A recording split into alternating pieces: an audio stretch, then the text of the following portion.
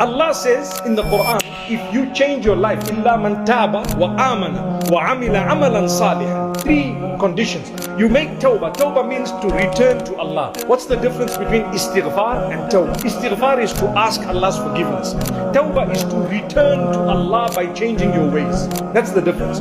Tawbah is more loved by Allah because it is broader than istighfar. Istighfar, I said, oh Allah, forgive me.